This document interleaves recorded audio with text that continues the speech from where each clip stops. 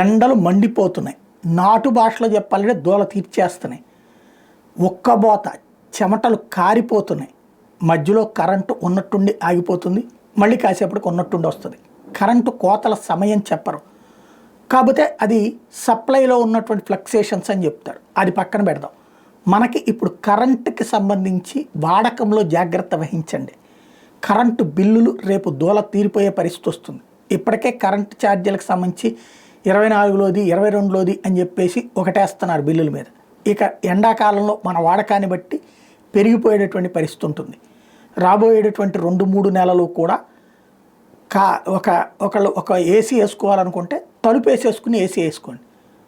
తలుపు జాగ్రత్తగా తీసుకోండి, ఆ ఏసీ బయటికి పోకుండా చూసుకోండి. ఫ్యాన్ వరకు వాడుకోండి. ఆ తర్వాత ఒక గంట సేపు ఏసీ వేసుకున్న తర్వాత ఫ్యాన్ వాడుకుంటే రోజంతా అది ఆ చల్లదనంతో బతికేయచ్చు. అలా కాకుండా కంప్లీట్గా ఏసీ వేస్తే బిల్లులు అదిరిపోతాయి. అలాగే ఫ్యాను ఎక్కువసేపు వాడక తప్పదు మనకు, అది మాత్రం. అదే సందర్భంలో అవకాశం ఉంటే బయట చెట్ల కింద కాసేపు సేద తీరండి. ఇంకొక వైపున ఈ కూల్ డ్రింకులు, ఫ్రిడ్జులు వీటన్నిటిలో కూడా వాడకం ఎక్కువ అవుతుంది. కూల్ డ్రింకులు తాగడం కోసం, లేకపోతే ఇంకో దానికోసం అన్నటువంటి.